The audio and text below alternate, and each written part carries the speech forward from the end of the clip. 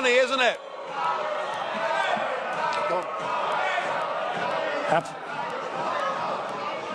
Thank you very much for that very warm welcome. How things have changed. Just a second, Mr. Farage. Ladies and gentlemen, one major quality of democracy is that you listen to those, even if you don't share their opinion. Well, thank you, Mr. Schulz. Isn't it funny? You know, when I came here 17 years ago, and I said that I wanted to lead a campaign to get Britain to leave the European Union, you all laughed at me. Well, I have to say, you're not laughing now, are you? And the reason you're so upset, the reason you're so angry, has been perfectly clear from all the angry exchanges this morning. You, as a political project, are in denial. You're in denial that your currency is failing. You're in denial. Well, just look at the Mediterranean. No. As a policy to impose poverty on Greece and the rest of the Mediterranean, you've done very well.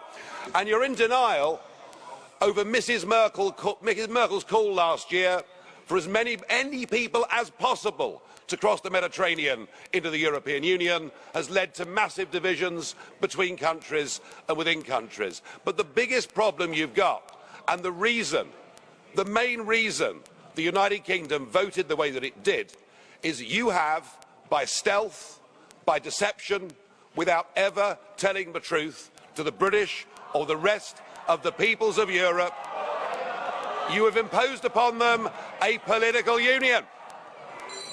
You've imposed upon them a political union. And when the people in 2005 in the Netherlands and France voted against that political union, when they rejected the Constitution, you simply ignored them and brought the Lisbon Treaty in through the back door. What happened last Thursday was a remarkable result. It was indeed a seismic result, not just for British politics, for European politics, but perhaps even for global politics too, because what the little people did, what the ordinary people did, what the people who have been oppressed over the last few years and seen their living standards go down, they rejected the multinationals, they rejected the merchant banks, they rejected big politics, and they said, actually, we want our country back, we want our fishing waters back, we want our borders back, we want to be an independent, self-governing, normal nation, and that is what we have got must happen. And in doing so, we now offer a beacon of hope to Democrats across the rest of the European continent. I'll make one prediction this morning. The United Kingdom will not be the last member state to leave the European Union. So the question is, what do we do next? Now, it is up to the British government to invoke Article 50. And I have to say that I don't think we should spend too long in doing it. I totally agree, Mr. Juncker, that the British people have voted. We need to make sure that it happens. But what I would like to see is a grown-up and sensible attitude to how we negotiate a different relationship. Now I know that virtually none of you have ever done a proper job in your lives, or worked in business, or worked in trade, or indeed ever created a job. But listen, just listen. Herr Farage, Augenblick. Mr. Farage, just a second. Ladies and gentlemen, I do understand that you're getting emotional, but you're acting like UKIP normally acts in this chamber, so please, don't imitate them. Mr. Farage, however, I would say one thing to you.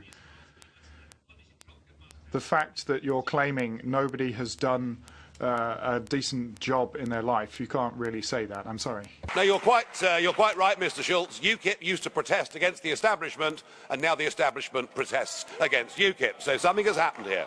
Let us listen to some simple, pragmatic economics.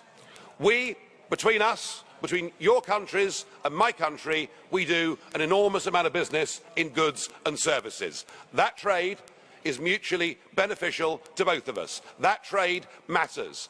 If you were to decide to cut off your noses, to spite your faces, and to reject any idea of a sensible trade deal, the consequences would be far worse for you than it would be for us. And even no deal is better for the United Kingdom than the current rotten deal that we've got. But if we were to move to a position where tariffs were reintroduced on products like motor cars, then hundreds of thousands of German workers would risk losing their jobs. So why don't we just be pragmatic, sensible, grown-up, realistic, and let's cut between us a sensible tariff-free deal, and thereafter recognise that the United Kingdom will be your friend, that we will trade with you, we will cooperate with you, we will be your best friends in the world. But do that, do it sensibly, and allow us to go off and pursue our global ambitions and future. Thank you.